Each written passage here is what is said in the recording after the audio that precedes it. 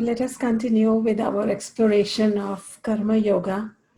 We have an entire chapter on Karma Yoga, so you really get it. Lord wanted to make sure you get that. But the really important verses, he's just introducing verse 47 and 48, which really then become a whole entire chapter in 43. In chapter 3, it becomes a whole entire chapter, these two verses. So, like I had told you, chapter 2 is very much a concise microcosm of the entire Gita. And we will be also touching Bhakti Yoga before we conclude this chapter. So I'm excited to continue teaching you.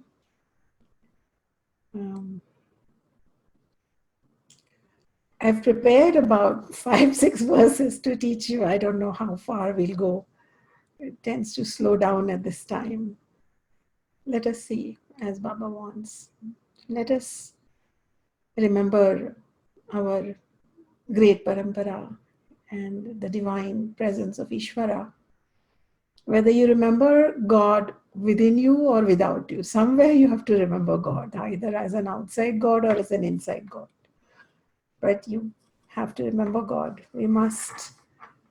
It's the anchor and substance and foundation of our being.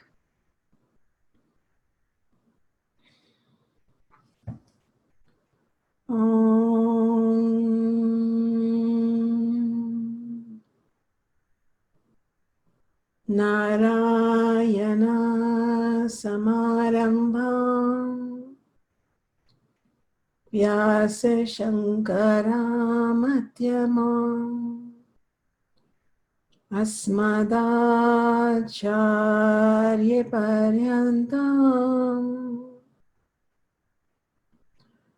Vande Guru Paramparam.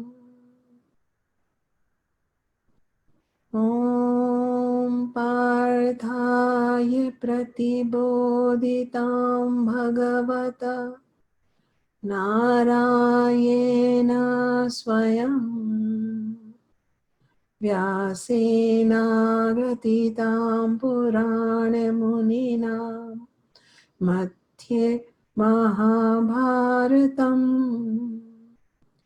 Advaitamritavarshaniim Bhagavatim Ashtadashadhyayanim Amba Tvamanusandadami Bhagavata Bhavatveshanim.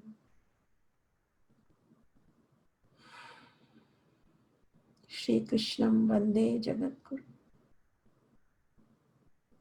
May all of us awaken to our inner Krishna by the study of the scripture. May we benefit from every drop of the scripture, and may it lead us from darkness to light, from untruth to truth, and from mortality to immortality. May we recognize who we are and remember our inner promise, our self. This is the whole goal. And in today's verses, we will realize how Karma Yoga is really a bridge to Jnana Yoga. And as I was preparing for teaching you, I remembered something Baba used to say. He used to say, this life is a bridge. Enjoy crossing it. Just don't build castles on it.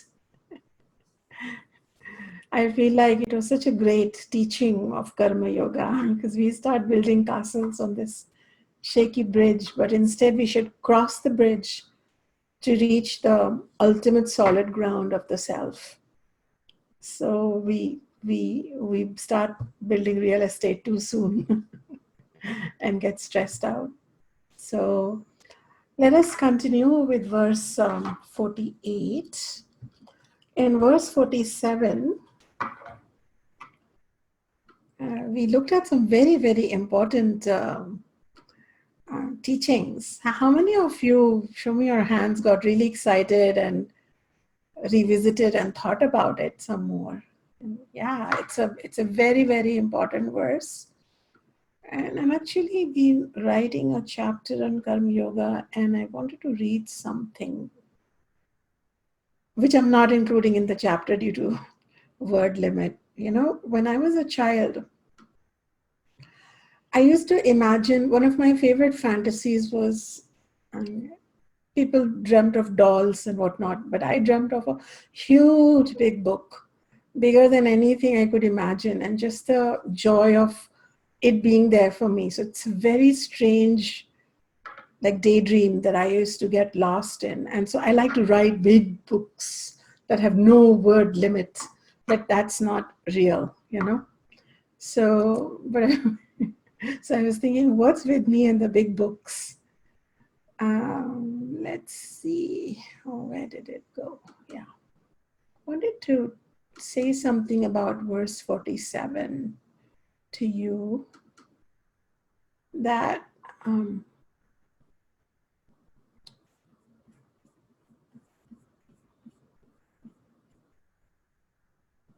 yeah, you know, we are being asked to, we learned about the individual will and the total will. We learned about how what is in our control is individual will, and then shortly what is not in our control, which is so much more, becomes our destiny or part of Ishvara's will or total will. And you know, we are asked to, you know, control what is in our jurisdiction and like really proactively let go what is not in ours.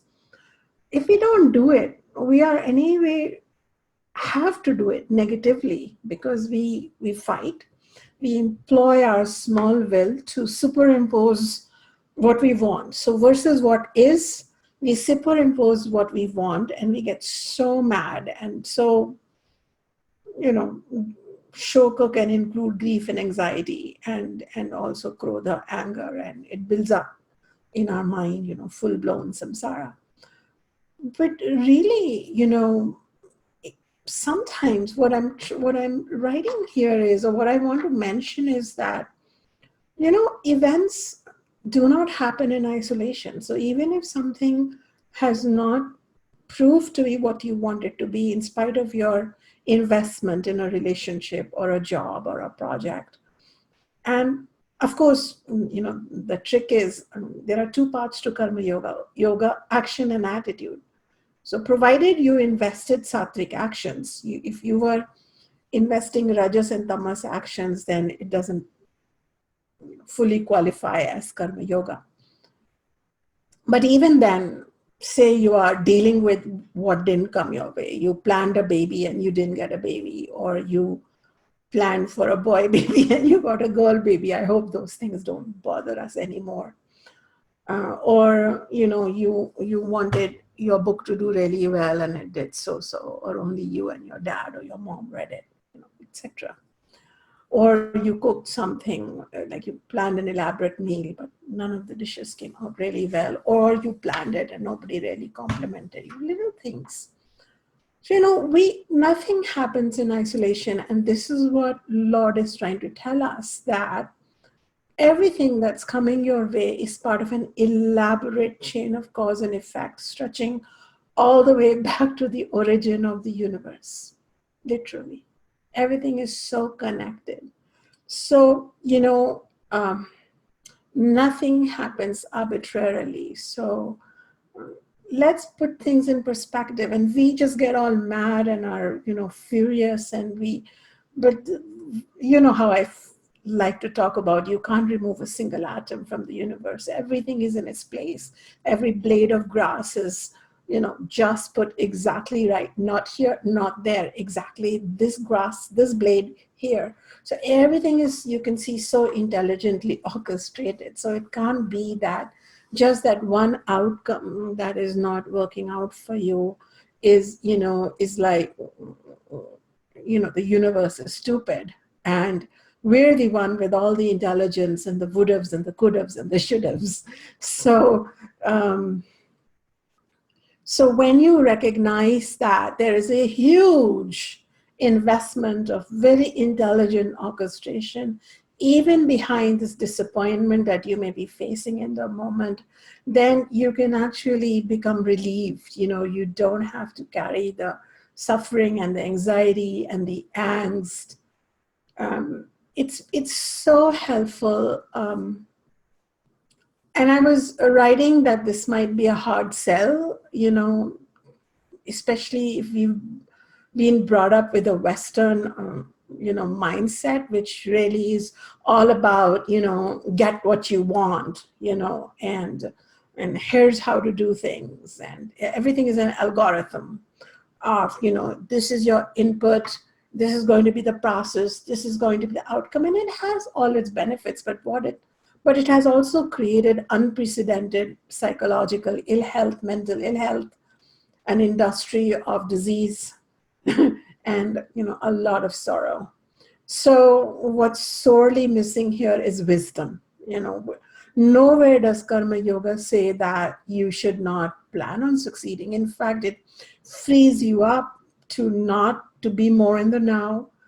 Do what you can do now, but not for a moment be caught up in outcomes. And then whatever outcome comes back to you, you again accept it as grace. So Ishvara Arpana Bhakti, offer everything to Ishvara, that total will, and whatever comes back is Ishvara's total will. And remember that in this nugget of disappointment, there is a whole machinery of this whole universe that is involved in it. So, it's really important not to forget. And this is really what verse 47 is telling you. And the more we work with it, and remember to be grateful through all of this, because I was also pondering upon this in writing that, so many gifts we have got unasked, the earth to enjoy and feed off through its fruits and vegetables, life-giving oxygen to breathe, water, the joyous rivers, abundant rain to drink, sunlight to grow in and glow with and radiate back. There's so many gifts that have come your way. Only gifts, only gifts. You have actually not given back anything. You have received and received and received and received. And then comes this one disappointment. You go, wait, this is wrong. Take this back. Take this back. We don't want this. And this is how we get. And this is where we have to understand that so much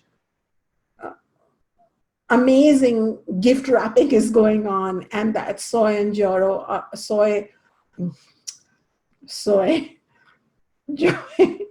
joy and sorrow are both Ishvara's divine soya sauce. So we should enjoy it with the chow mein of life and not get too stressed out.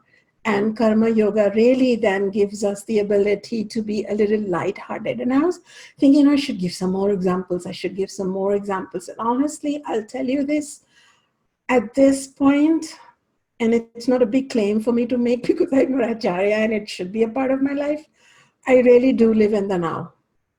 So, this constant anxiety and stress and things are, many of you who've been around me have known that even my projects at Vedika don't always go in a linear process, but my serenity stays the same because through everything that came our way, there were some gems that were hidden in them all along. So karma yoga is really the truth. It's just being put in an ancient algorithm for us to look at, and excuse me. So this is where, we are with 47. So I would like you to go back, and I would suggest all the Anchor students to write an essay. This is a homework for you to submit by August 15th. I would love for you to an essay, breaking down verse 47 in terms of your own life. And if you want, you can go back to some of the older verses to refer to. For example, where we talk about, the dvandvas, the opposites coming your way, etc. So, but keep it simple, and because this writing that you want to do is an essay. It's a reminder to your own self. So you can write, "Dear self," this is yourself talking to you. And you can, really break down the karma yoga assignment into where you get stressed out. So, or even it could be around something that didn't work out in your life perfectly. I have a few open areas that I can look at. For example, let's look at my shoulder and neck situation, or one or two other things. And, it's so helpful to keep bringing back my mind to, oh, but wait, this is the beautiful orchestration of Ishvara. And my mind, my total will and my total mind, we're so proud of it, but it knows so little that I don't really always know what is best for me. Just like when we were children, sometimes we fought with our parents, why did you do that? Or why do you say that I can't hang out till midnight? Why do you say I can't have drugs? Why do you say I can't have all the money I want in my wallet? And the parent says, just do what I told you, because we are so tiny that we don't understand the purport of a certain discipline or a difficulty or something. In the same way, our bigger partner, our parent, our Ishvara got us. And so there is not a single person alive on the planet who has a little bit of consciousness, who's not just caught up in victimhood, because then for the victimhood people, nothing, they are in a state, and we can't really have a talk with them. But any normal person, when they look back at anything difficult, they will tell you that if they had any self-awareness during that time, because a lot of the times we didn't have self-awareness, so we didn't milk it. But if we had any self-awareness, then that very crash or difficulty actually was waiting for so many gifts for us. But if we still have confusion or angst around it, that means we've not brought in karma yoga there, and we've not really distilled what we need to distill. Does this make sense to any of you? Anyone? Is there anyone here who has just been recently using karma yoga for a specific area or outcome in their life, and they are seeing more insights and relief? Any hands? Okay, excellent. So this is what I'm trying to say, that gradually, this is devotional living. We talk about God, we go to the temple, we go to the church, we go to the mosque, we chant things, we sing songs, but do we use God as a principle to help us understand our limits and also our support system? So that's one thing. So now let me go to the next very important shloka. Oh, well, actually, why don't we chant this 47 first? So, and then I'll chant this and send it to you. So, Karmanyevadikaraste, Karmanyevadikaraste. Say it. Karmanyevadikaraste. Okay, again together. Karmanyevadikaraste, ma phaleshu kadachana. Ma phaleshu kadachana. You can read. Do you have this? Do you have the document? Okay. Again. Karmanyevadikaraste ma phaleshu kadachana ma karma phalahetur bhuhu. It is bhuhu, not whatever is written here. So ma karma phala hetur bhuhu. So again, ma karma phala hetur bhuhu. Wonderful. Te sango, te sangostva karmani, te sangostva karmani. Again, I will chant. Karmanyevadikaraste ma phaleshu kadachana ma karma phala hetur bhuhu ma te sangostva karmani Ma te sangostva karmani. Ma te sangostva karmani. Ma te sangostva karmani. Again, very slow. Karmanye vadhika raste. Ma phaleshu kadachana. Ma karma phal hetur bhuhu. Ma te sangostva karmani. Ma te sangostva karmani. Wonderful. So you can practice this one if you like, but you should know every word of it. I had gone over that with you, and you should also understand what it is trying to tell us. The next one is Yogastha Kuru Karmani Sangam Tyaktva Dhananjaya Sithya Sithyo Samabhutva Samatvam Yoga Uchyate. Again, very important shloka. Yogastha Kuru Karmani Sangam Tyaktva Dhananjaya Sithya Sithyo Samo Bhutva Samatvam Yoga Uchyate. Wonderful. So, Dhananjaya is another name for Arjuna. So, Lord says, O Arjuna, abiding in yoga, abiding in yoga.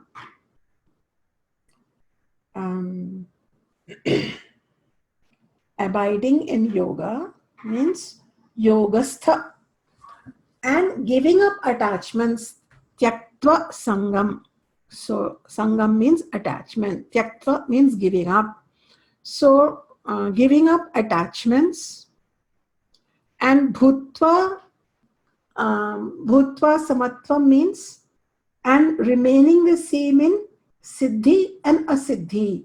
Siddhi has many meanings. Siddhi also means moksha, but here siddhi means did you achieve? Because if you have achieved the pinnacle, you are called siddha. So here, but he is speaking more in the worldly sense here, that siddhi asiddhi. Did you achieve did you have success in what you set out to achieve, which is siddhi? Or it could be spiritual or material. Did you achieve or did you fail at it? Asiddhi. So he's saying that remaining the same in success and in failure, kuru karmani, perform actions, okay, with samatvam, with equanimity. So, O Arjuna, abiding in yoga, giving up attachment means karma yoga, giving up attachments. And how can you abide in karma yoga? By giving up attachments and remaining deliberately by choice in success and in failure equanimous, and performing actions through that equanimity. So this is what it means by Yogastha Kuru Karmani Sangam Tyaktva Dhananjaya Siddhya Siddhyo Samo Bhutva Samatvam Yoga Uchyate. Let me look up another translation of this.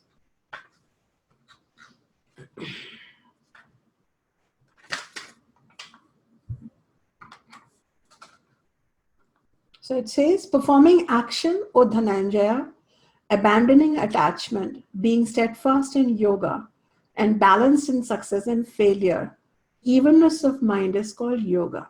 So this is a very important verse because it defines yoga. You know, in West, because of the success of the fame of the Patanjali Yoga Sutras, everybody thinks yoga has something to do with physical something.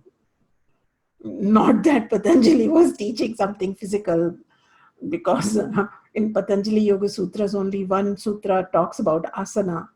But somehow in the West, we can't blame Patanjali ji for it. He gave a very elaborate philosophy, but somehow it became all about physicality. But yoga is a state of mind.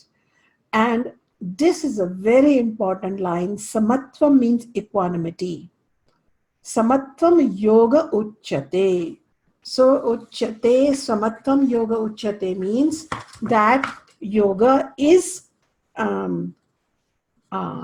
yoga, equanimity is called yoga. So in this shloka, first thing is, he's saying that you abide in yoga. What kind of yoga? In equanimity. So how will you abide in equanimity? You have to look at the shloka prior. A, by making inner growth subservient to material growth, which you have looked at shlokas prior. So because if you're going to always be caught up in profit and loss and name and fame and all of those things, we've already covered those shlokas. But if you always look at inner growth, then no matter what happens outside, you will feel that, look, if nothing else, even if I lost the bank balance, it didn't increase, at least I had inner growth. So what will happen is, because of that, your samatvam will not move away. So that's one thing.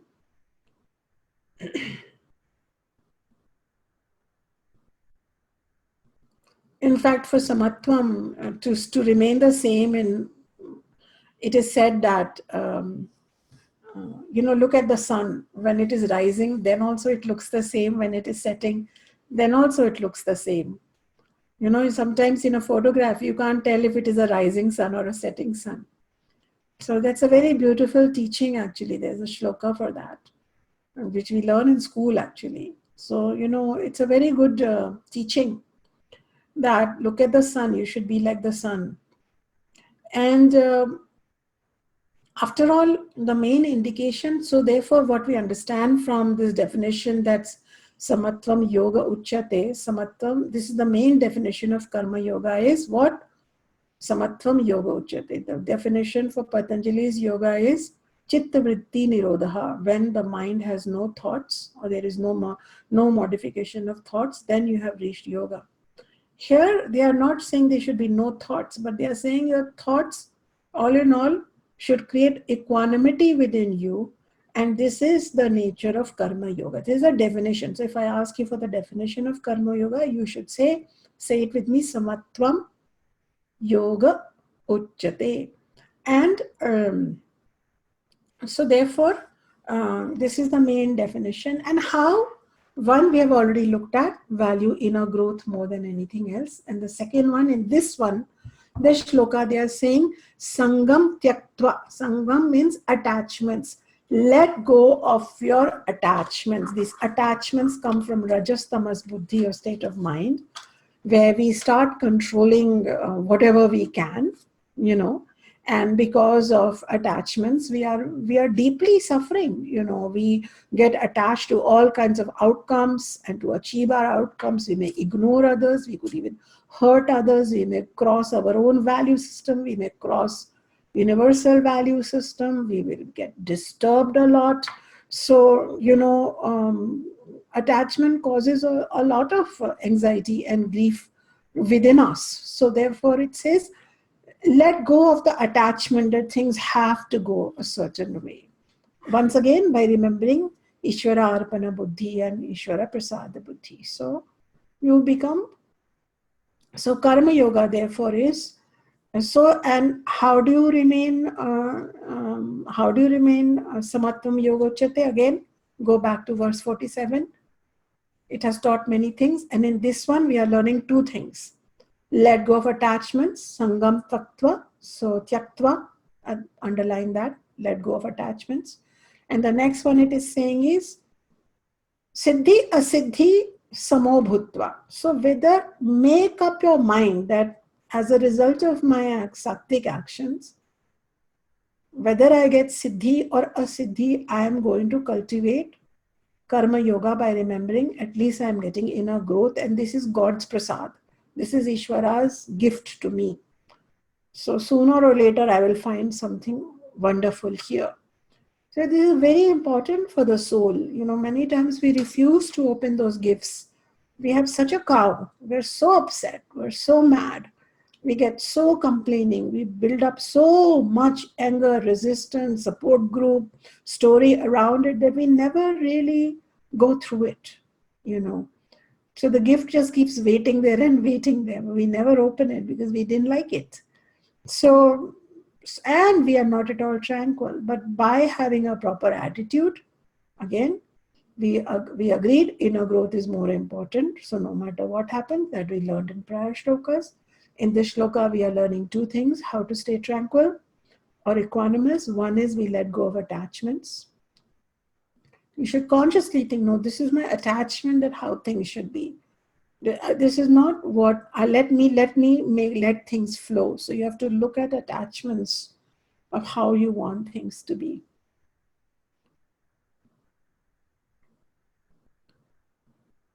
And the next is, and when the siddhi or a siddhi success failure comes, we are going to choose equanimity. So it's like you cultivate equanimity. Okay.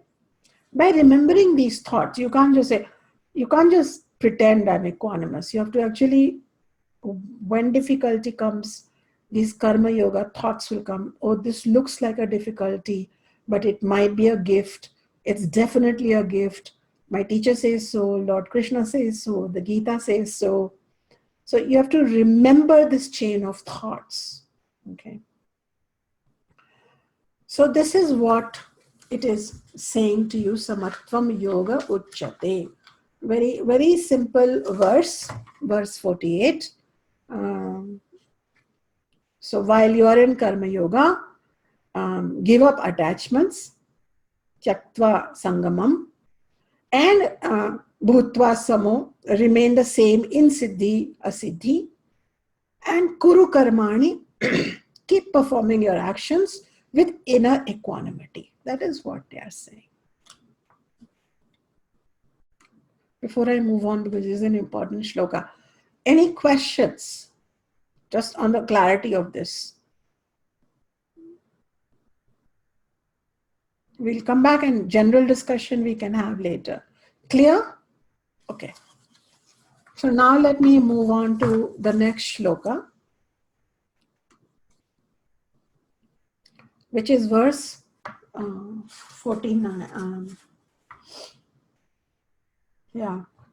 Durena hyavaram karma buddhi yoga dhananjaya buddho sharanam anvichya kripanaha phalahetavaha. So, you know how Lord is. We have seen that He will teach the teaching, then He's a very good salesperson of His teaching, or a very good, this is just lack of better words, but He's a very good, I don't know what are the English words for it, but he really convinces you. He comes back and gives additional arguments, additional verses to make his point. So he says, "O Arjuna," Dhananjaya means Arjuna, action, dure avaranam. So actions which have motive in them, the actions which have motive in them, like where you are like, having a lot of desire, like things should go this way, that way, durena havaram, they are far inferior. Avaram means far inferior to buddhi yoga. We had decided, we had gone through a shloka where karma yoga is also called buddhi yoga, because even though it deals with actions, it completely involves your buddhi faculty, completely involves you using a certain attitude to perform actions. So it says that it's become very clear that when you perform actions as a karmi, so this is actions done by a karma yogi versus a karmi. So when you perform actions as a very attached person with, very specific motives, then that is definitely inferior. Okay, the word for that is avaram. It is inferior. And so why is it inferior? Why is it inferior? Because the people who have an utterly materialistic attitude, they are very unfortunate. They are always experiencing anxiety, stress, and, they even love with materialistic attitude. So, their love is also given and withdrawn and, held back, and it's like a shock. So they also get the same thing back. They are all like, everybody is, they are deeply suffering from stress and strain in this kind of life choices. And so there he says, therefore, it's a very beautiful word. He says, sharanam. Take sharanam, take the English is, take the sharan, take the shelter, come under the shelter of karma yoga. So he's just additionally saying, because if you don't do what I'm telling you, then look, how people are controlling their outcomes. They are feeling angry with the people they think might have stopped them from achieving their outcomes, or they may be feeling sorry for themselves. If they are acting out their anger, they are creating enemies, and they're creating violent karma outside. If they are keeping it in, no matter how much anger they swallow, it's an irrational anger, because things don't always go our way. So the thing is that it creates ill health. So it's a very difficult scope. That's the default way sleepwalkers live. And we've done it too. I don't know about you, but I've done it too. Whenever I have, because you're not born, you can be born in your teacher's home and you can be taught karma yoga, but you have to gradually practice it. So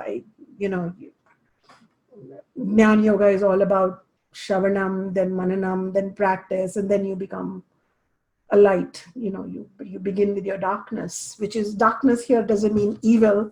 Darkness means self-ignorance. It just means, default ways of behavior. So he says they are very kripa, like they're very pathetic. They're very sorrowful state. And you can go back and look at yourself also when you get that way. So that's one thing. Yeah.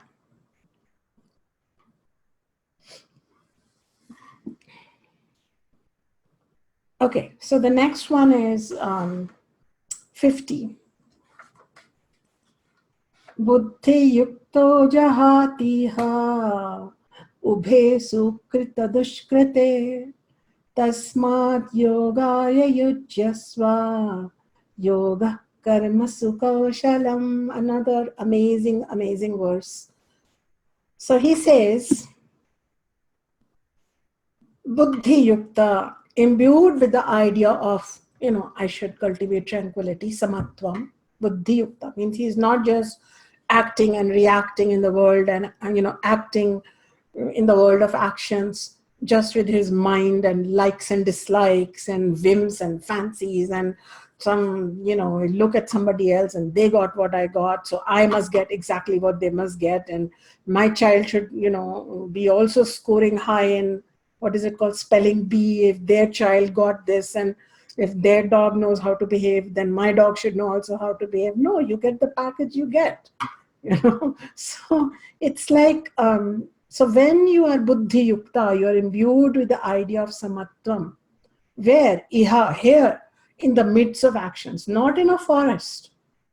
Anybody can be imbued with the idea of samatvam when you go and sit in Bali and calm down and sit in, I went there, it was like, we lived in a forest retreat. It felt like all you did every day was cultivate samatvam. But he's saying, iha, here, in the midst of your battlefield, you are imbued with the idea of tranquility, that I want to, how not tranquil by just, I'll be tranquil, but tranquil by remembering that my individual will is part of a total will, by remembering that, okay?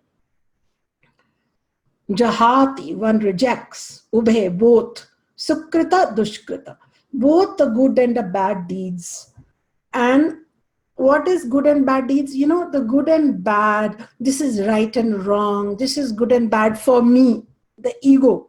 The ego is so full of me and mine, So you remember how Arjuna was like, it will be good for me and my family if I walked away. It will be bad for me if I kill my grandfather and my teacher, and the women of the village will suffer. Do you remember that? All that good and bad logistics that we all come up with, right? He says instead, therefore you be ready for yogaya. The idea of equanimity means by performing the right dharma, which is a skill, kaushalam, for who? For karmasu, for the person engaged in action. So the basic meaning is endowed with the wisdom of samatvam or tranquility of mind due to proper attitude. One rejects both egoic good and bad versions of actions, and instead continues to strive for this equanimity through, and this is skill in action. So it's a little confusing, so let me tell you.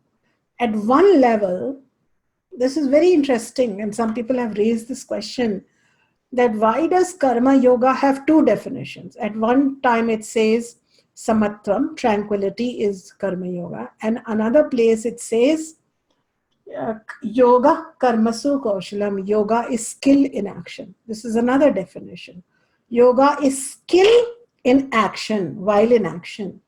So people ask this question, why can't, I mean, some people are negative, so they say, what a confusing spiritual science, can't even get their definition straight.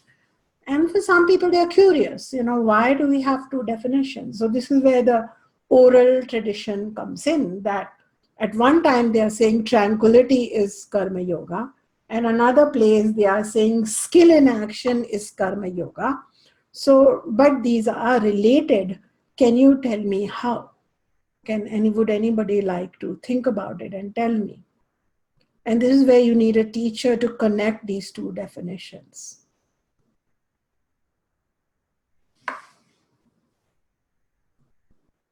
Anyone wants to just take a swing at it, rather? Melanie?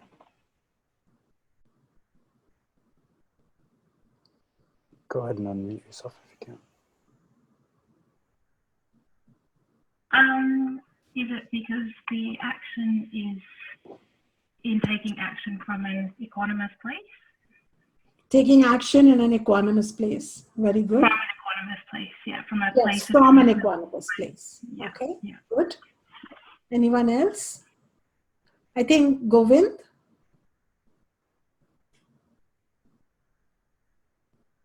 Something in the same vein. I was just about to say that it's only with tranquility that you can perform that action, which is, I'm finding hard to put words to it now, but it was something in the same vein. So right. So with equanimity, you'll become more skillful in your actions. Okay. Very good. Yeah. And your skill only gets enhanced with that. Enhanced by tranquility. Very good.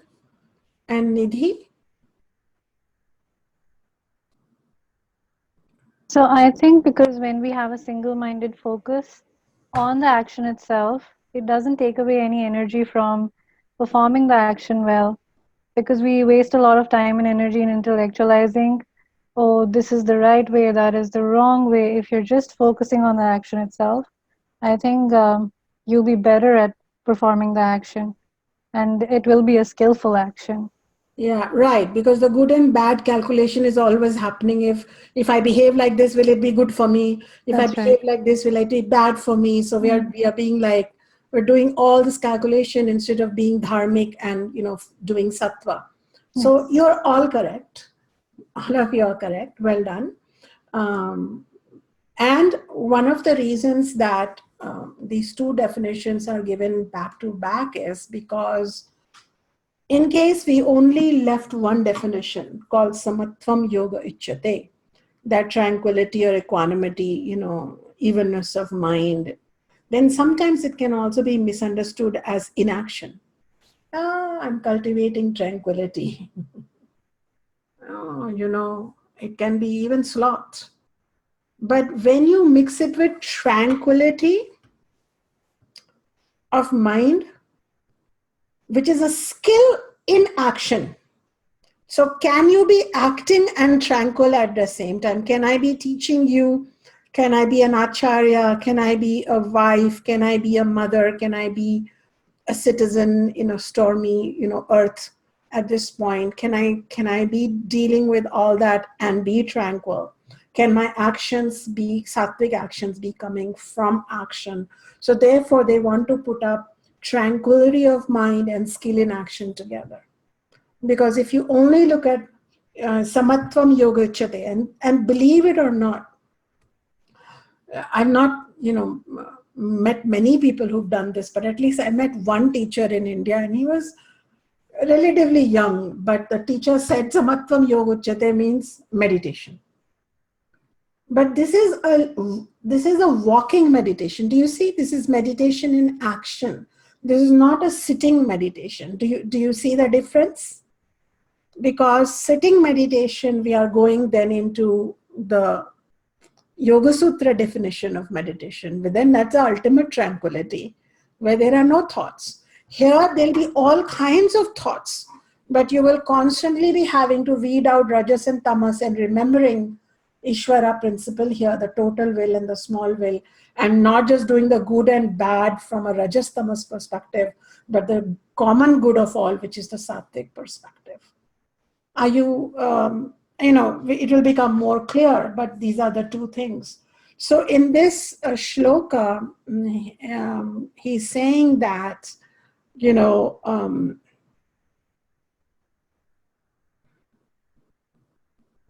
so when a karma yogi takes up actions without that personal desire that me, I should get ahead, I should have a certain outcome, it should always be, I'm watching out, being hyper vigilant for everything good and bad, just for that one me, which is rajas and tamas based.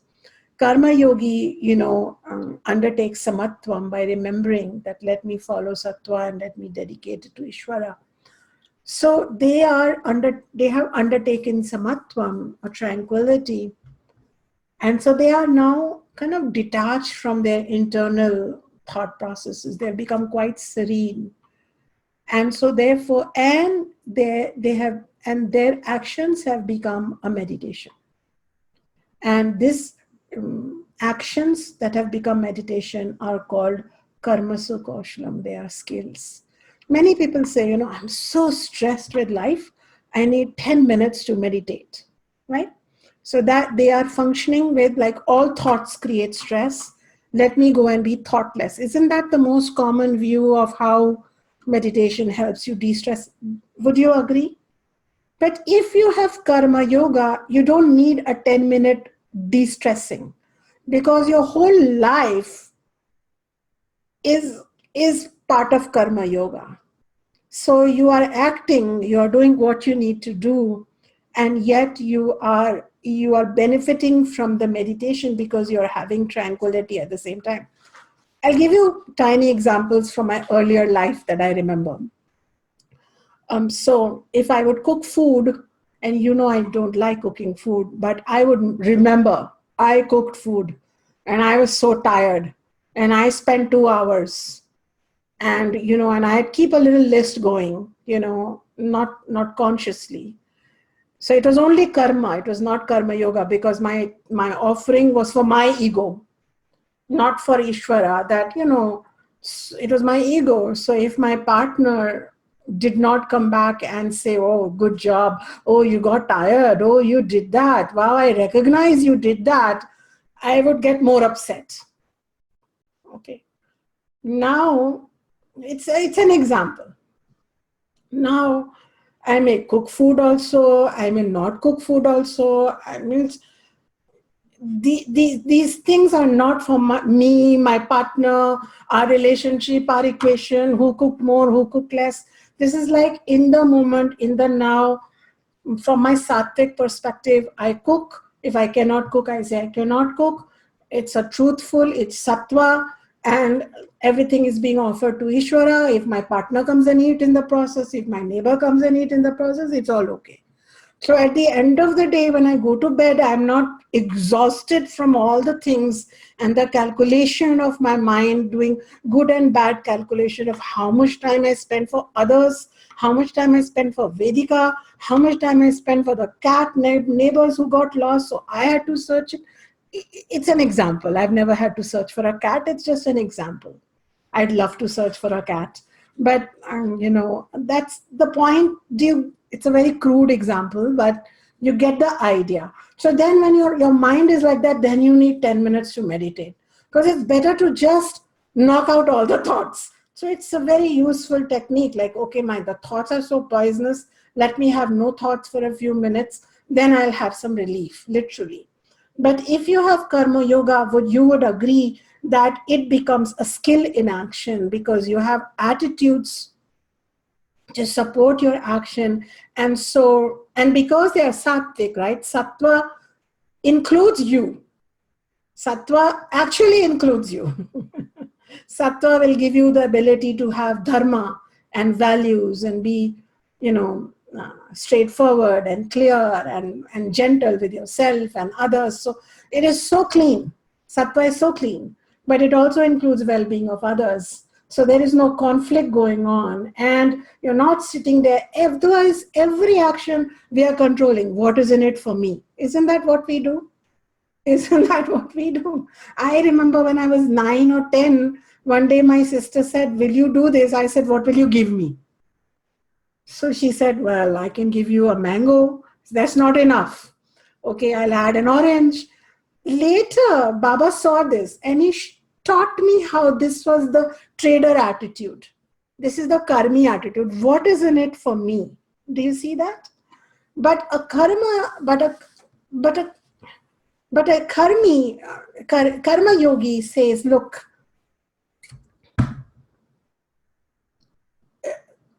even if I'm teaching you, right? So it can build up and say, every Thursday I teach. This is so tiring. Every Thursday comes right after 6 days. A Thursday comes, so it can really build up, no? But then I think that, okay, the whole orchestration of the universe happened. Then I was born in Baba's home. Then I said, okay, I will teach satsang. Then, okay, some students said, we will support you for satsang. Then the students come for this. I mean, it's not just me.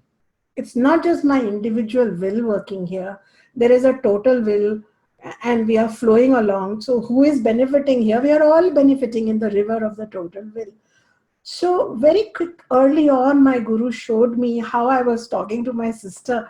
I don't even know what she asked me to do. But that is our typical attitude. What is in it for me? The good and bad calculation goes on. We should still do the good and bad calculation. We are not being asked to be emotional. We are still being asked to discern. But the good and bad should happen at a sattvic level, not at a rajas tamas level. Do you see the difference? Yeah. So therefore, yoga is not only samatvam or tranquility of the mind by using certain attitudes, but it is that tranquility is being put into action when you are acting in the world, engaging with the world of people and, relationships while pursuing artha kama, etc. Okay. So this is what it means here. And then we can come back and discuss more. But let us go to verse 51. Karma, I covered it. Now verse 51 is Karma jambuddhi yuktahi phalam tyaktva manishinaha janma bandha vinirmuktaha padam gacchantya anamayam janma bandha vinirmuktaha padam gacchantya anamayam. So I'll see some questions are coming on the chat, but I can answer soon. So now let's look at verse 51. So this is a very important verse because it connects karma yoga with jnana yoga, because you remember karma yoga was the preliminary yoga to jnana yoga. Some people, there is this teaching going around that if you are an active person, you should pursue karma yoga. If you are an emotional person, you should pursue bhakti yoga. If you are an intellectual person, you should pursue Gyan Yoga. If you are a very, very, very tired, busy person, you should practice meditation. Have you come across this? Such a strange pigeonholing of the minds into yogas, whereas all the yogas help us. And I have taught many classes on how yogas go together. So some people, they will only teach karma yoga, karma yoga, karma yoga. But karma yoga, say you have completed karma yoga, and then you want the phalam of the karma yoga, which is to be fully ready for jnana yoga. And on top of that, karma yoga gives you vivek and vairagyam. So this is a beautiful verse that connects us to where we are going. So it says, very beautifully, it says that, simply it says, having given up the results born of actions, means they are not controlling outcomes, good, bad, what will happen to me, this, that. The karma yogis, they become rather wise, okay? And they become freed from the bondage of birth. They attain that goal which is free from evil. This is what we are saying here. So let us go through it. It says, do you like me to go word by word, or shall I give a simple explanation? Word by word, how many hands? And straightforward explanation, how many hands? Okay. So we see more hands. With not every verse I will give word by word, otherwise it slows us down. But I will, give for important ones. This one is somewhat important. So it says, tyaktva, by giving up. Tyaktva, by giving up. Phalam, results. Karmajam, which are produced by actions. So by giving up results produced by actions, yukta, those who are imbued, those who have buddhi, equanimity, they are using their, they are cultivating equanimity. Equanimity is a choice by using certain attitudes. Manishinaha, they become wise. Manishi means jnani. They begin to have jnana. They become wise. I will go only till here first. Okay. So this Manisha means jnani, or the one who has knowledge. Shankaracharya has a 5-verse teaching called Manisha Panchakam. So they become wise. So let me explain until now. So this has about certain stages of development from Karma Yoga to Jnana Yoga. So the first stage is Buddhi Yukta. Buddhi here means the proper attitude in the Buddhi. So first attitude is inner growth is more important than material growth. We are not saying don't have material growth, but if you have to have a choice between Artha, Kama and Dharma, Moksha, we should have all 4. We should have Dharma and Moksha sandwich Artha, Kama. But if you have, if ever there is, you just need money, then Artha Kama cannot be more important than Dharma Moksha. In Vedika Global as an organization, we try to role model that. We would also like to have more wealth, a bigger facility, etc. But it will never be at the cost of, we are not going to just pursue Artha Kama. Artha, while pursuing Dharma Moksha, if we can gradually become more stable and strong as an organization, that's a good idea. Similarly, in our own lives, while pursuing Dharma Moksha, we should try to be, wealthy, and have relationships, enjoy our pleasures, but the proportion should not be that we give up Dharma Moksha for Artha Kama. So this is called Buddhi Yukta. You have the right attitude. You know what is important, what is less important. You know inner growth is important. And second, so this is the first stage. The second stage is Karmajam Phalam Tyaktva. You give up the material, you give up controlling the results. Why? Because you again understand about your small will versus big will, Ishvara, and you understand that this is not your jurisdiction, and you can trust what is coming your way. So you give up the outcome, you don't control. You control what you can do. The third stage is manishanaha bhutva. So then what happens is, already because you have given up results, you're feeling much more calm, you're feeling much more better, you are more at peace with yourself, you're more at peace with the way life is flowing. Its gaps are also okay with you, its fullness is also okay with you, it's the good, bad, ugly, all colors are, showing to you a godly presence in them. The gifts, you're beginning to feel grateful.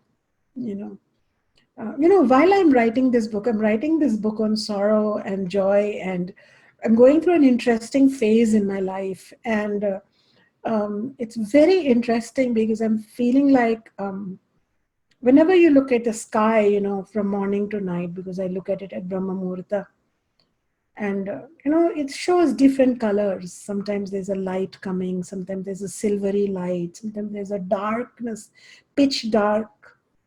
All these shades of light are Ishvara. So, when you start having this buddhi yukta and you give up these results of, I spoke this way, the other person spoke that way, or I wanted my student to understand it, they understood the other way, whatever be your reason. But the more you are relaxed, you start realizing that, okay, everything is God. And then you start having, a deeper interest in knowing who are you, number one. What is your relationship with God? Is there a God? And how do I find this God? All these questions start coming. So it starts leading towards jnana. These answers cannot be found in Karma Yoga. So the same Bhagavad Gita, once you're calm, because otherwise we are not calm. Just this constant horse trading with the universe. Is it good for me? Is it bad for me? Why did God send me the bad things? Why did the other person get the good things? Why can't I get what I want? Our mind is constantly, going round and round in circles. But now the circles stop and we become more still. And in that still, manishanaha bhutva, manish, inner wisdom starts emerging. Literally, when your mind starts quietening down, you don't need to read a book to feel wise. It comes from within, because wisdom is your real nature. It reveals itself, and your desire. Some people say, okay, Shunyaji, too much about Atma and all. I want to study about relationships. I want this, I want that. But when the mind comes down, oneself wants to study about the self. One wants Jnana Yoga, because Jnana is emerging from within. Do you see my point? Your buddhi becomes more subtle. It becomes like it starts answering your deeper questions, and it starts confirming your intuitions, because a lot of the wisdom in the Upanishad is intuitive. So once your mind starts calming down, you feel like, oops, I heard that, and it makes total sense. The Upanishad doesn't feel foreign to you. It feels like it's confirming what you know. So has any of you, and it may be a bit of a stretch, but even for a few moments, felt like your mind is calming down? So as a result, some different inclinations towards jnanam are arising in you. Any hands? But until the mind is busy, going around the circle, arthagama, control the outcome, lament the outcome, control the outcome, lament the outcome, control the outcome, lament the outcome, control the outcome. This doesn't happen. So literally, when you have completed the first two levels, there is a fall. There is a fall in the amount of activity. There's a natural fall, and the inclination towards jnanam arises outwardly. One submits even more to the teacher. Remember, Bhagavad Gita is never taught to random people. It is taught from the guru to the sadasyas and shishyas. This was an oral tradition. So this, people knew what we are talking about here, just like you people know. So there is an inward movement. And so one becomes even more inclined to study with the teacher, and one gets more internal revelations from within also. Like there are connections happening. Teacher is speaking something is connecting within. Remember, outside the teacher gives jnanam, inside vijnanam. I had taught that to you. So you are not just some empty containers in which I, the great, and Gita, the great, is adding things. You guys are the ultimate supreme reality. I and the Gita are merely toggling and reminding you, and huge amounts of self-discovery and inner revelations happen when our mind starts calming down. Such a huge achievement happens through karma yoga. Such a huge achievement. Until that time, until we are karmis and we are constantly watching out for out, so Ishvara plays a very big role in karma yoga. So bhakti yoga is very important too. But until and unless we start surrendering some of this lamenting and this controlling, and we start having a more philosophical attitude, until that time, truly that inner light doesn't really spark. And the teacher might have by that time reached the 14th chapter of Bhagavad Gita.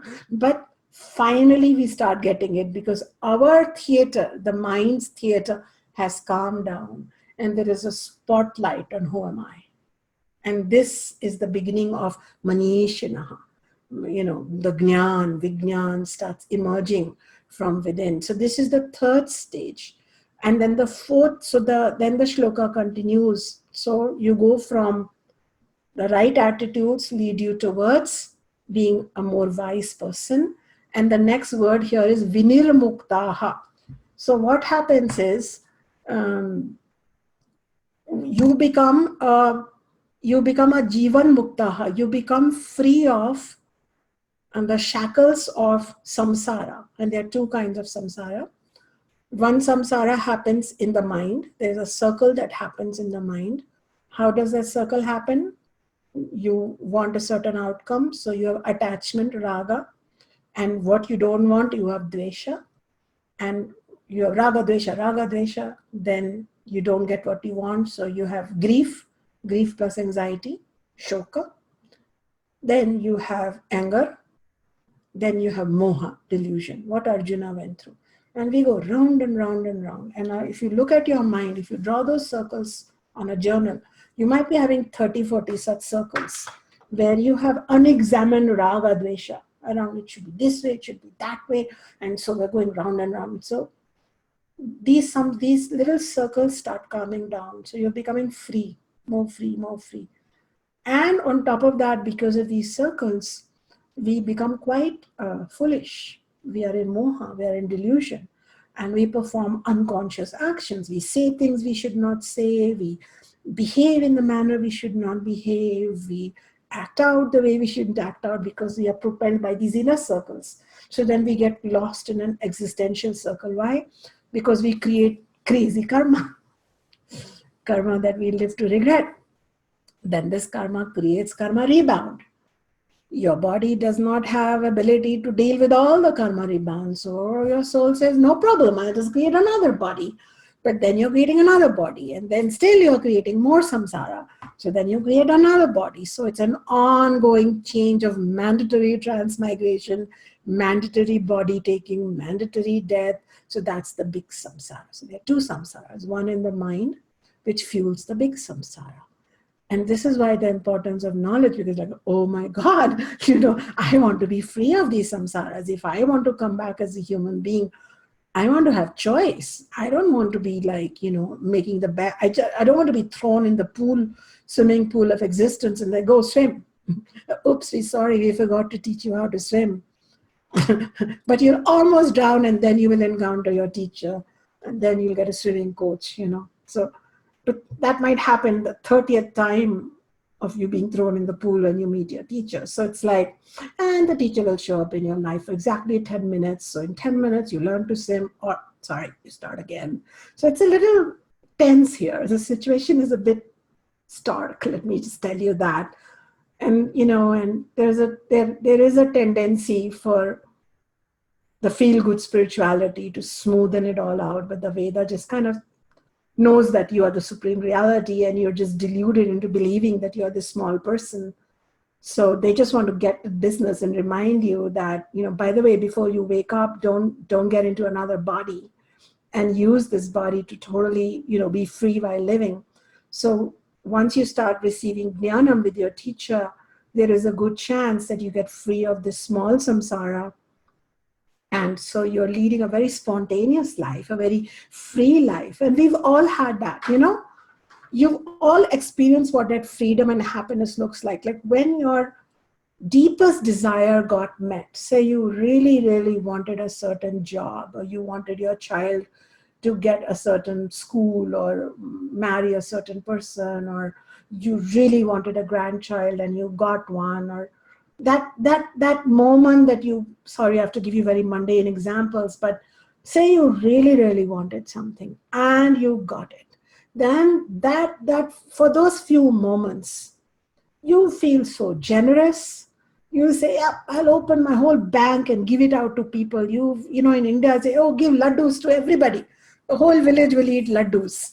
Why? Because, people will get so grateful if they get their grandchild or something that they wanted. In India, people act a bit emotionally, so they will take out all their jewelry, whatever they are wearing, and they will give it to whoever they see. So I believe this happens in the West also. I don't know how that plays out, but you really feel happy. You really feel expansive. And, you're flowing and you feel like the whole universe is working for me. I can take any choice I want. And even if there is somebody who you didn't like all this time, they show up, you give them a big smile because you're so full of love and happiness and gratefulness. Tell me, have you had even one moment of that in your life? Anyone? In Jivan Mukta, that becomes your life. Every moment you are flowing, you're abundant, you are just one with the universe. You're feeling like you're unwrapping gifts all the time. This is what Jivan Mukta feels like.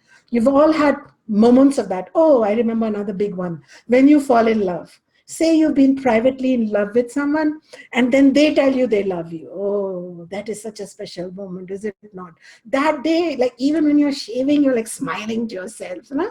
Isn't that what happens? Or you're like, making your hair and you're like just smiling away and you're shy and you're talking with, what has happened to you? Because you got what you wanted, so you exploded. And what exploded from you was your inner bliss. It all came out and it touched everyone. You were walking down the street and people were noticing you. You were not noticing them because you were on such a high. That is called Jivan Mukta. Because your Mukta means free. You have become free of what? Jivan. Because Jivan means life. Why you have to become free of life? Because most of the time, if you go to any grocery store, people are standing there very sorry looking. And if you want to have one-line conversation, you say, what is your problem? They will say life. Just one word, life. Everybody knows life is a problem. So the rishis creatively told us, become free of life. Why? By finding the life inside you. You become unscripted. Many people who, when they are in that moment of happiness, they do new things. They do spontaneous things. They forget that they have scars and wounds and could have, should have. They are just high. But unfortunately in the world, these highs start and then they end. And sometimes they don't come back. But through this process, you actually connect with Jnanam, you become a Jivan Mukta. You're so happy. And then you become, these are all technical words, you become Videha Mukta when, due to Prarabdha, your body will last for 5 years, 10 years. So until then, you have slight constraints. You are an unbounded consciousness, but you are bounded by the body. Like you can't jump out of it and say, I think I'll just go to Greece. I know there are some books and all which say that you can time travel and all that.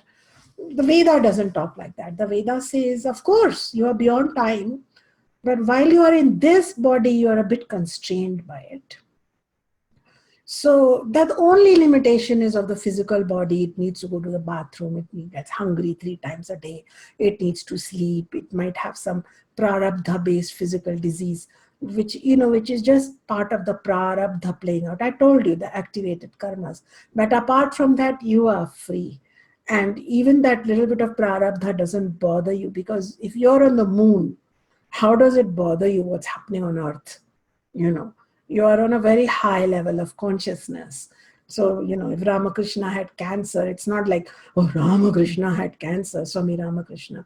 It's okay. It was a very minor blip, nothing. His body had it, he didn't have it. So it's like that. So you become free. So he has shown, Lord Krishna has shown the whole path of how first, you you stop controlling actions, you cultivate equanimity. Because of that, your mind becomes free. Because of the freedom of mind, it starts moving towards jnanam. It starts experiencing inner vijnanam. Then it becomes free from the two types of samsaras. It becomes free from janma bandha. It's no longer has to take, so big samsara also, it becomes free. It becomes muktaha, and then it finally becomes totally free, which is known as videha muktaha. So it's a beautiful verse, whether you remember it too much or not. I think it's a very important verse for us who who are part of the integrative tradition. And so we don't believe that karma yoga is a box that you follow all your life, and then jnana yoga is a box if you're intellectual you follow. Because the same intellect, the same buddhi has to be softened and calmed and purified and delighted so that it wants to sit with its guru and study about Atma. If it's busy controlling outcomes, if I was still telling my sister, what is in it for me, then you cannot grow beyond a certain point. That was a child, but we have childish buddhi all our life. And then we don't really, what happens is there are so many gifts awaiting us. We just remain small, and we are just controlling those minor, petty balance sheets and petty things in life, when so much bliss was waiting for us, the whole treasure was waiting for us, but we never opened it because it had to be opened in the mind, and so karma yoga calms the mind down. I'm going to probably do one more verse and then I will stop. Well, actually, I'm going to stop now. So we did up till verse 51. We'll start with verse 52 next time. It's a good enough place to start because I'd love to, talk to you. And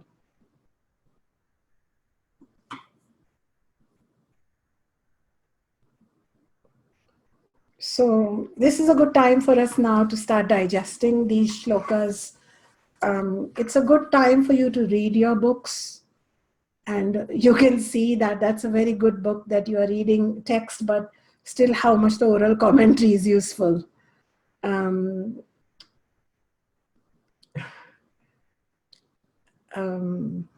it's a good idea also to re-listen to the videos when they're up and take your notes. It doesn't matter if you get the Sanskrit or not, but you should be able to put bullet points and write notes to your own self. You can draw diagrams like around samsara and things, and really clarify to yourself that when you're becoming a karma yogi, you're not becoming poor, you're not losing your relatives, you're not dropping things, but you're just becoming a bigger version of you. So that's what it means. So I'm open for questions. Videhi, go ahead.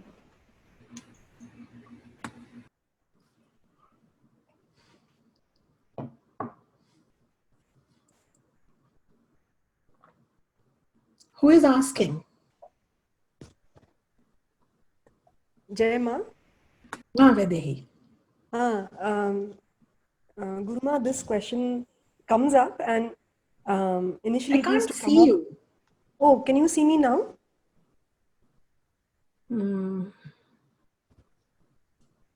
My video is on. Yeah, I just need to figure out how to change my screen. Hold on 1 second.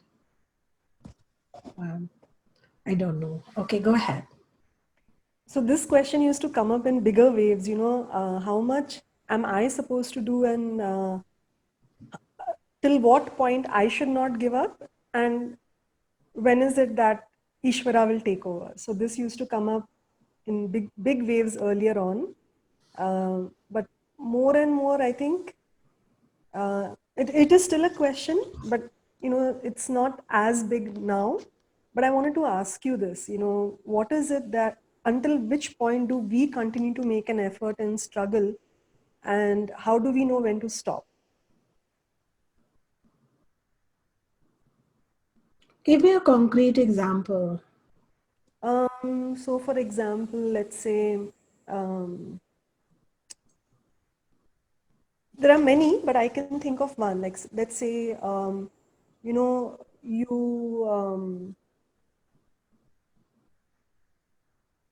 let's say you have a child who, you're making all efforts to help them to study and to get ahead and all that. But somehow the effort is not coming from the child because it has to be 50-50, right? So then how do you decide that, okay, you know what, I've done what I can and now it's whatever happens? Actually, whether you decide or not, whatever has happened will happen. So Yeah. your idea that you have some control is only your delusionary idea. Huh. Actually, all you can do with your child, as I'm doing with my child, is do the best I can. But beyond that, I have to let it go. And I I have think that let is it go. I don't worry about my child at all. huh. Means, see, that's the thing. It's an illusion. It's a self. Um, so when you go to Disneyland and you enter those different, what are they called? Those different Right. rides or you're given some instructions, Yeah. right? So when you came here, you're not given instructions. Hmm. So you thought that you have a lot of control. You don't. You'll only have a lot of right now until you become a Jivan Mukta. Probably 10% things are in your control, 90% in Ishvara's hand because you're such a child. The parent will not just hand you everything. When you become a Jivan Mukta, you will find 90% things are in your hand and 10% Ishvara is still keeping. Hmm. Then when you become a Videha Mukta, you are a Ishvara only now. So you have 100% things in your control. So even your how much is your willpower? So if you notice that most of us, 90% things are not in our control, but we use that 90% not in control to traumatize ourselves. So consider Gita as that book of instructions that you really needed when you were 19. And if you had got that when you were young, if everybody was studying Gita like they used to when they used to go to the Gurukulam, then they would know what is in their control, what is not in their control. And that is all you can do. But the child samskaras, the child is not your child. You just gave a body. Okay, let's look at what body you gave. Let's investigate the child. Let us see if you have anything to do with the child. Even your body has come from food. It came from your parents' food, then it eats the food, it will go back to food. A bit of your food became the child's body. Child's body is being fed by earth completely. You cannot even swallow one piece of food without some certain intelligence. You don't know how to eat, how to digest, how to convert into rasa dhatu, how to convert into fetus. You don't know anything. Everything Ishvara is taking care of, and you say, my child. Look at your pride. Look at your illusion. Or you are just being used as a machinery, as an instrument. Okay. Then the child comes out. The child has those 5 sheets. You please look. The food of the earth became the body's sheet. Okay. The prana that is everywhere became the prana of the child. The cosmic mind became little bit of it. 0.1% became the mind of the child. The buddhi of the Ishvara became the buddhi of the child. The bliss of Ishvara became the bliss of the child. And then Ishvara came inside and became the child. Because without those 5 sheets would be not alive without Ishvara in it. And then you say, my child. And then Ishvara is planning something. Okay. Planning some adventures. Then your job is only to be the mother and say, do your homework. Here is the book. Here is the school. And this one. If the child is reading the book and not reading the book, and I'm not just talking to Vedi because her daughters all study and do very well, just it's an example, that you cannot do anything now because now Ishvara's total will has taken over. Actually, even your so-called thinking that is my child is just mamakara, amkara in Mayaik illusion. If we take you apart, there is nothing but Ishvara. You are Satchitananda. Your consciousness is not alone to you. This is what the Abrahamic thinking is. Everybody has their own soul. But here we are looking at, you don't have anything exclusive. Your soul is my soul. It is Uma's soul, it is Soham's soul, it is Govind's soul. So first of all, you don't have anything common. Soul is also common. If you are looking at Sakshi, there is only one Sakshi looking through every person. Ishvara is the ultimate Sakshi. Your body, you think, oh, little bit of Panchamabhuta is my body. But they are going on changing these Panchamabhutas. We are going into the collective, taking it on, putting it on, saying, look at me. Same. So everything is common. It's illusions. This is why Jnana Yoga is taught first. So therefore, reality is that we can only do it if you are, the more you start trusting God, your jurisdiction will become very, very clear to you. Questions will not even remain because you will start seeing Ishvara's will is coming up. And instead of beating against it, you will start flowing with it. And probably, I'll give an example. Probably that child who may not, if we are using this example, that the child is not studying well, probably that child is meant to be something else. Probably that child is not meant to be studying, probably meant to be doing art or music or meant to be a hippie or meant to be, a vagabond or meant to be, a Shunyaji or a sadhu or something like that, who are not very academically educated, but they are very educated. So it is, you just don't know what is happening. So the more you let go, the more you can allow what is to be, versus the stress comes from us trying to superimpose our tiny will on the big will. Vedehi, does that help? Is it okay if I ask? Of course. Yeah. So it's like this, sometimes you wonder whether you are tuning into the way the child learns, or maybe you need to try another way.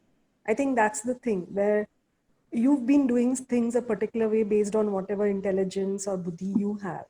And then it's not working. So then should you be looking at other ways, or should you be saying, no, this is what I I've have an done? answer for you. Yeah. I tried to teach Ayurveda one way, it didn't work out, so I taught Ayurveda another way. Huh. But the outcome of will the world change because of the way I teach, I cannot say. Huh. I can offer amazing classes, not this way, that way. How many students will come is not up to me. So as a mother, of course, it is in your jurisdiction to cook the food this way or that way, to educate this way or that way. But the outcome that because of that a child will become a spelling bee. Yeah. I just heard somebody talk about spelling bee, so it's on my head now. Will become a topper, that we can't promise. Correct. Keep spelling this way or that way. Yeah. I also teach you people yoga or jnanam. Sometimes I do drama, sometimes I scold you, sometimes I laugh, sometimes I cry. I'm also like your mother, right? Shastra also teaches so many ways. But we can't control the outcome that, I have now taught for 10 years, so now at least I should have 10 jnanis sitting here. That I can't control. I can only do my part. So I hope that helps. Yeah, it does. Thank you. Yeah. See, I am editing my book, and I think in its 5th, 6th revision. It's going through so many things. Then overnight, some ideas come. So somebody can say, oh, come on, why are you going on doing 6th version, 7th version? You should be done with the 2nd version. No, because it is still in my jurisdiction. But when I'm changing the 7th version, it is like action and meditation. I'm doing it from tranquility. I'm not doing it because I still feel the project is not finished. I'm enjoying myself. We talked about it, that the action itself is the reward. You're having fun with it and you're doing things. But once it has gone to the publisher, or once, say, the book comes out, maybe until the publisher we work, but once the book is out, how it will do, how it will not do, it's not my problem. See, I'll give an example. This is how destiny works. My older book. So it was doing very well. It was among the top 10 for a whole year now almost. Then what happened was they had to go back for several, what is it called? They had to print several prints. 2-3 times they had to go back. Because they take out small amount, maybe 200 books, then they get sold and Amazon says send us more. The last time they printed some 500 books, 40 pages were missing in it. It was an error. Okay. Because 40 pages were missing, 2 people gave a 1-star review saying that, this book, one person said that it has pages missing. Second person also, after a few months, said, how many books like that do they have? I also found a book which is missing. In the meantime, my publisher was saying, no, they have withdrawn these books, etc. But anyway, there were 2 reviews, people upset. So the book dropped to 30th, 40th level now because people are not buying the book because they think, this will be a damaged book. So then we asked the publisher, we said, can you post that if you have a damaged book, we'll be happy to replace. They said, no, we cannot post it. This is the rule, that is the rule. So nothing can be done now. Huh? So what did I do? Ishvara's will.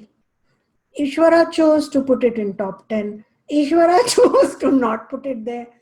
I am not going to lose my tranquility beyond a point. I cannot do anything about it. So these are the ups and downs that come in life. But what can I do? So here's what I could do. I said, okay, to the publisher, I said, anytime somebody reaches, people also email me, we got a damaged book. We immediately forward it to the publisher. Publisher immediately sends them a regret. So whatever come directly to us, we handle. What has happened on Amazon has happened. Now you may think, oh Shunya, this is terrible, this is tragic. Maybe not. I don't know. I'm going to trust that this is what is needed in the long scheme of things. But one gem that became very clear to me was that probably I'm not so sure about sounds true for the next book. Maybe this is what I'm understanding. So you're getting learning, but you don't have to lose your tranquility in the process. And I'm still going to submit the next manuscript to Sounds True. However, we will have a more clear discussion around things. So I don't know if this helps you people. You might think I'm sitting here and life is perfect, but life does these things. These things happen. And this is where the total will is operating. And this is beyond us. But what can you do? But it should disturb me so much that I can't have fun with my second book? No, I can still have fun with the second book. Does that help you further, Vedehi? Books are like children, no? It does. Thank you. Yeah. Okay. More questions? Shunyaji? Chandra asks, would evidence, and this is in reference to verse 50, would evidence of action happening from this place of non-attachment be gifts come into your life or falls into place naturally without any real push or pull, rajas, tamas? Further, would these things or life occurrences be considered flowing with the divine plane architecture? They would be. And gifts these are cognitive gifts. For example, I gave the example of the book, that whether it's doing high as a bestseller, whether it is getting lost or ignored, you are having inner growth no matter what. And you are using it to cultivate the gift of equanimity within you.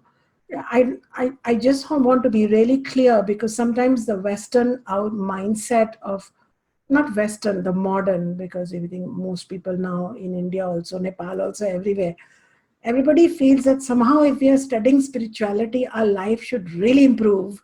And the gifts are like, something decorative in our life. What I'm trying to show you is that my gift right now is my freedom from whatever is happening from a pet project I had 2 years ago, which was the book. But the book is no longer my pet project. My freedom is my pet. And that's my emotional freedom. And that's the inner gift that I have of Karma Yoga. And this is what I want to show you, that you can be free despite things not working out or working out in the world. Another way I'm explaining gift is that there will be some insight, some learning, some guidance, some caution, some teaching that is often kept for us by Ishvara, because what I like to say is Ishvara posts signposts for us, and we have to decode them. So Chandra and everybody, as long as you understand the more expansive meaning of gift and not a very literal meaning of gift. I know you were not trying to make it literal, but I especially wanted to give a commentary because, you know, the gift is a very, like a mainstream word. So the Sanskrit word is prasad. And prasad is, when you go to the temple for prasad, so say your mother makes pudding, right? When you eat it, she looks at you and you say, you added too much sugar, or you didn't add too much sugar. And it's okay. Then she'll go and run and add sugar, or, you know, be sorry she added too much, or whatever. It's a normal behavior. But when you go to the temple, in the places where there are temples and they have prasad after the ceremony, after the puja, you're not meant to comment on whether it is considered impolite if you say it is too sweet, there's too much ghee, it is less ghee. You don't talk like that, because if it is prasad, it has come from God, it is consecrated, it's what it is, and you take it and it's good for you. It is sacred medicine. That's what it is. So a gift here is, so a difficult time in your life may be a sacred medicine that you need, you know. So Chandra does, I hope that makes sense, and you can follow up on that question further. See, what happens is we get so caught up with worldly gifts, we're not even understanding that there is a bigger gift of bliss and joy inside us. And we want to calm our mind to receive that. So we're so busy in that mode that, but spirituality is about the inner gifts.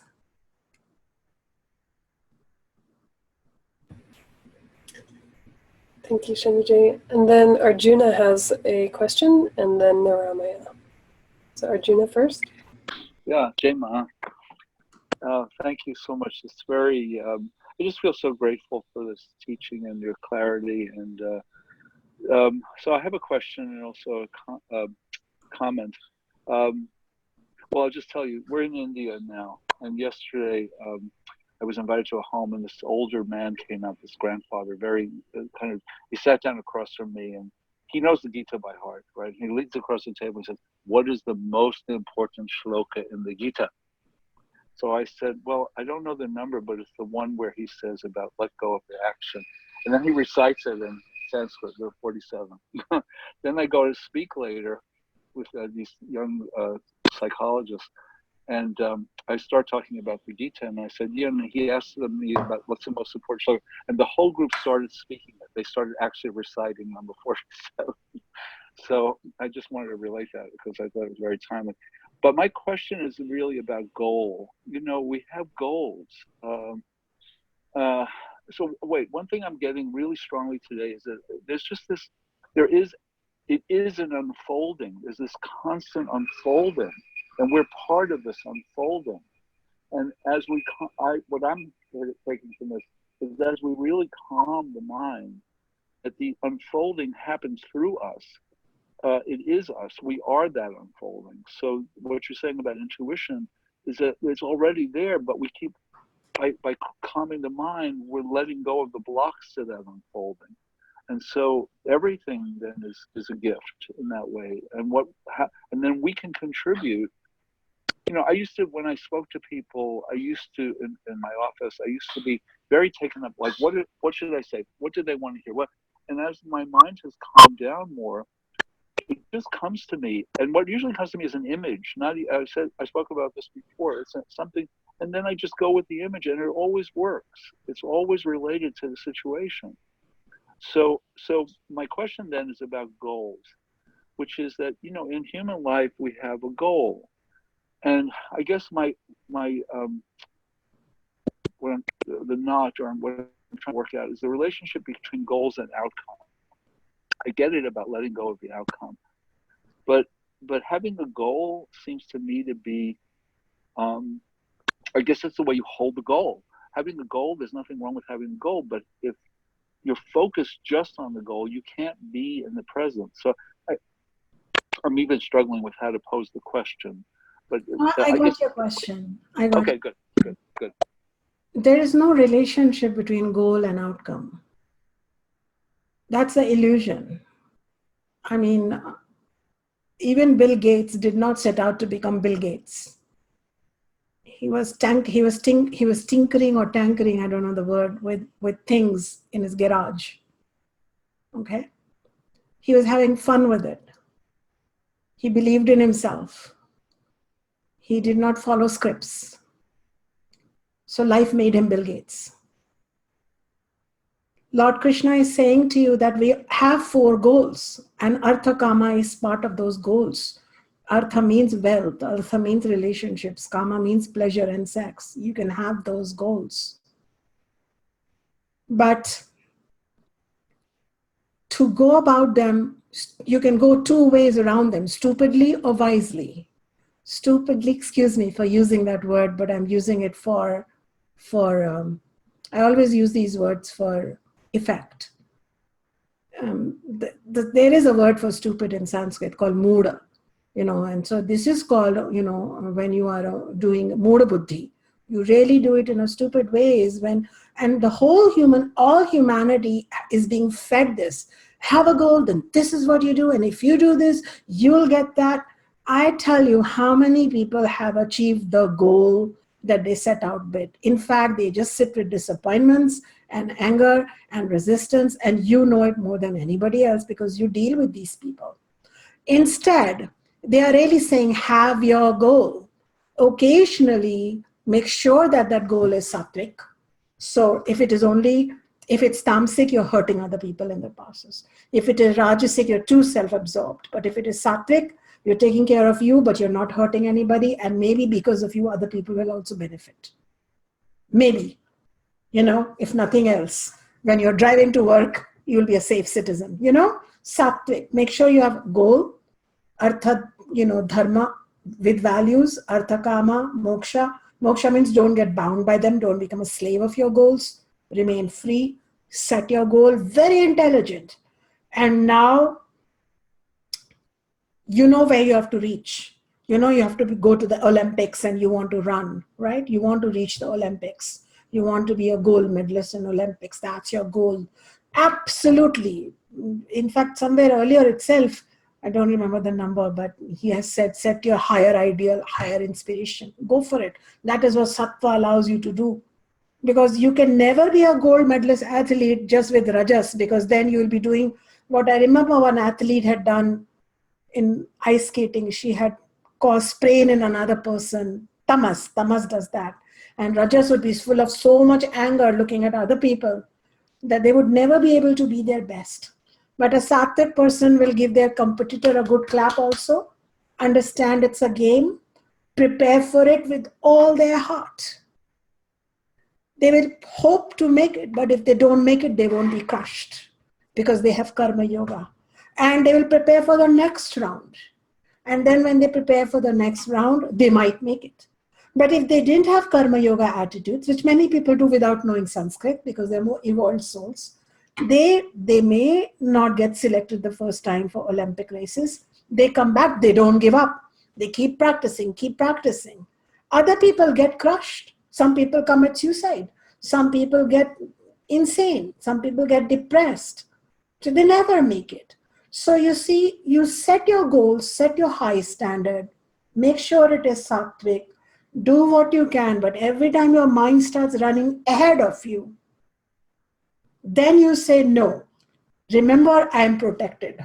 Whatever Ishvara brings, that's why we have Ishvara here.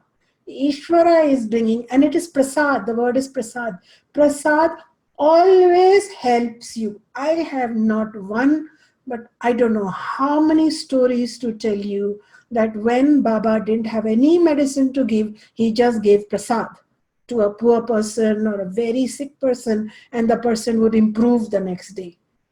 Saying, I have paid for you. This is the prasad that has come. This is your medicine. And eat this and think that your cancer will be gone. Literally, it is gone. So I think we can see the hands of certain Indians here who may have, and even some Catholics and Christians, they all know the what happens with the holy water and all. Would you agree? Hands up. Yeah. So it is fact. There is, Ishvara is not Indian. Ishvara is operating everywhere. And anywhere, any spiritual tradition, any religious tradition says, this is prasad. They believe in it. They take it. They connect with that, which is the ultimate power. Okay. So when everything fails, prasad works. And look how beautiful Gita says, even your so-called difficulties are prasad. So actually, you can only set your goal. Will you achieve it that day, 6 years later, 20 years later, or in another lifetime? We don't know. That is why it is better you focus on preparation for the goal, do your best. You keep, like Vadehi said, can you improve your strategy? There's so many things we learn, but will I get that outcome or not? I don't know. I cannot say for sure.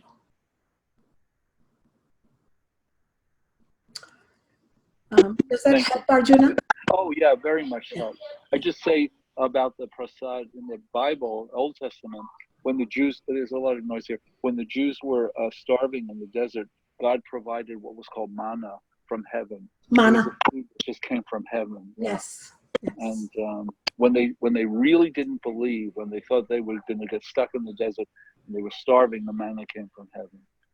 So every religion and every region with a religion has real stories of people recovering, benefiting, and getting hope from prasad, like physical prasad.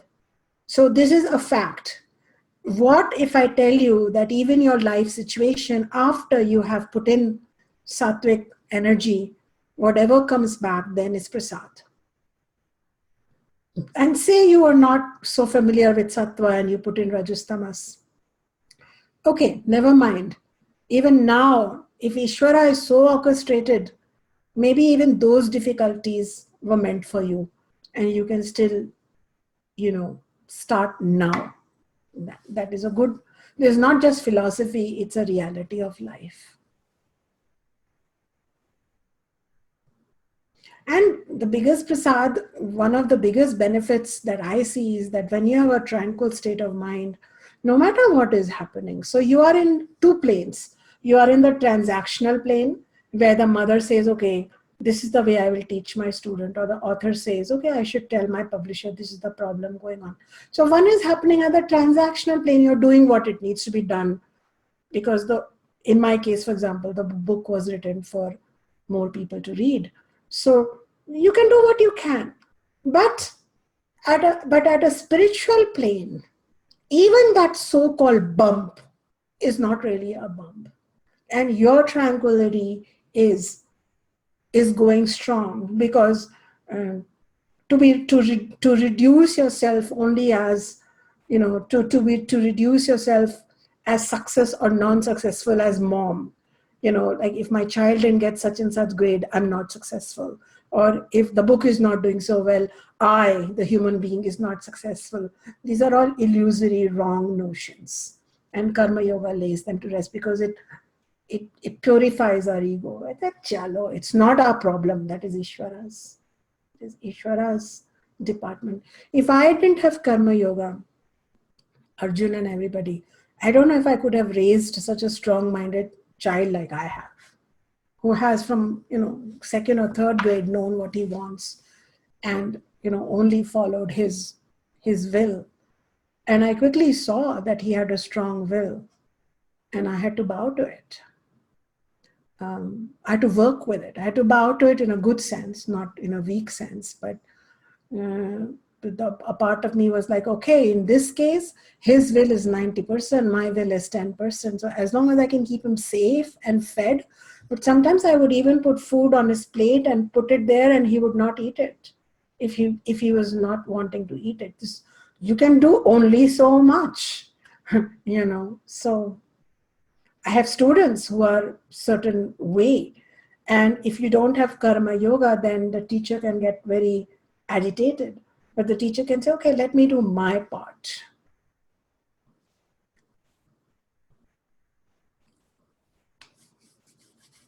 I hope this is strengthening you, because this is about Ishvara surrounding you and supporting you and giving you new ways of understanding that even the so-called bumps and difficulties and oops moments and things not working out are in the big scheme of things. We don't have the buddhi right now or the vision right now in our small, limited, until we are awake fully to understand why things are happening. But they are happening for the greater good is what Ishvara wants to tell us, including the war that Arjuna had to face, because that war ultimately restored dharma. At that moment, it felt insurmountable, such a bad thing, not good for him. He was doing all the bad and good trading. But ultimately, that is what had orchestrated for him, as Chandra wrote, that, it's a divine plane in architecture. That war had come forward, and it was in that war that Arjuna found his self-actualization. And he actually, by being in that war, he received Narayana's teachings. So you just never know what Ishvara will speak to you in the midst of your darkest moments. I know some of you have found your teacher in your darkest moments. Yes? Hands? Yeah.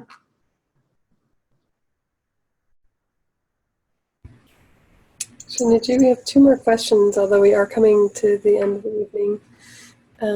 We have one from Naramaya and one from Manju. Okay, Manju?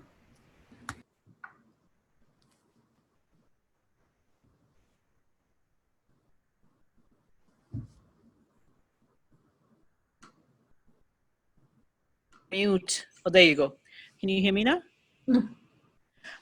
In my experience, I felt like all my life I've had successes and failures, but whenever I felt like I was working with something that I really truly believed in, and I was not competing against anybody, there was more success. I was competing with myself, then I found success. Then I had nothing to compare to. So that's what I kind of experienced in my life. Yeah, it's the Karma Yoga zone. Yeah. When you say you were competing against yourself, actually what was happening was your ego and your buddhi were together. You were setting your own higher ideals. And it's a good place to compete, because it's almost like the parent in you was helping the child in you. So that's a very good place to go. That's how I'm working on anything in my life. It's me and me, none of you. So and it's called the another, zone. It's the zone effect that's taught by yes, Karma Yoga. That's what he that's meant. how I felt. Yeah. You're flowing, and you're an artist, and so you paint something, and then your other part is no, do it this way and that way. Similarly, when I'm writing, it's like, okay, you wrote all of this, but now this inspiration. So it's you and you, you and you, you and you. And for this, I don't even have to read another book or look at how others are doing, or couldn't be bothered what the other old book is doing now, because I am in my zone now. So, and it's so much of a zone that, honestly, I don't want the zone to end. It's so enjoyable. Right.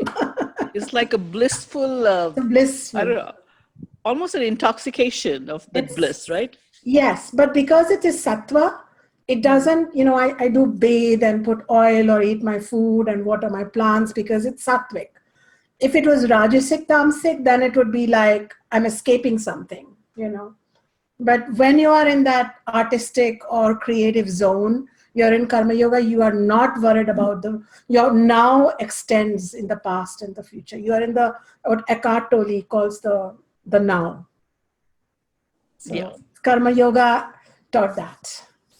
Karma Yoga is teaching us to be in the now.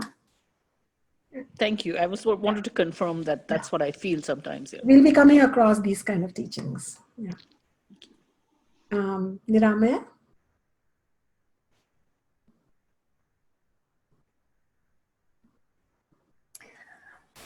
What's been coming up for me today is the 3 thorns.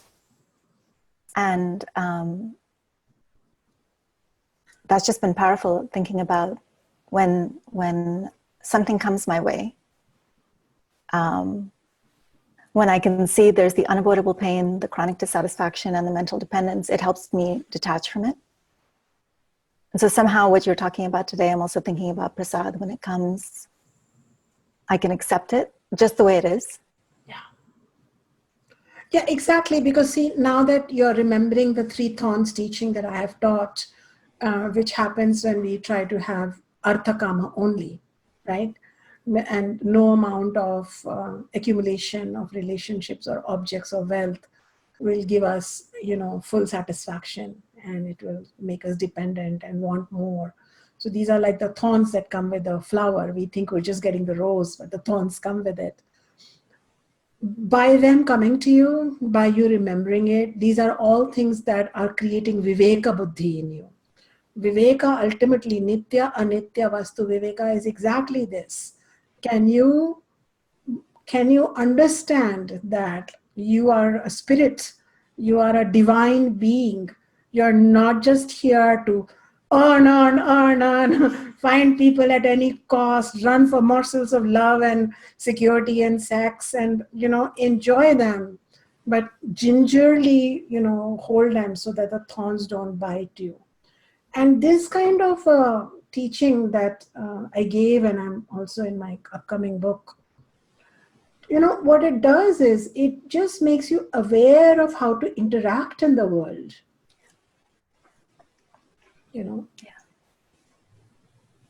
Yeah, I have found it very powerful. Yeah. But with dharma moksha, there are no thorns. So that's the advantage. So, it feels like, the Veda, or not the Veda actually, but Upanishads are against Arthakama, because a part of Veda teaches a lot of Arthakama and gives rituals for it. But Upanishads are against it naturally, because if you want to go for the bigger prize, then you can't go on saying, okay, I'd love to be self-realized, but let me just go and, I'll see you 10 years later, teacher, because, I can't let go of my this or that, because Arthakama, so I can't let go of things. Gyan Yoga means Gurukulam Vasa, studying with your teacher for a certain time, until the outer hearing becomes your inner knowing. So that's why we tend to explain that have Arthakama, but don't reduce your whole life around that. None of you are like that, but Krishna wants to teach that.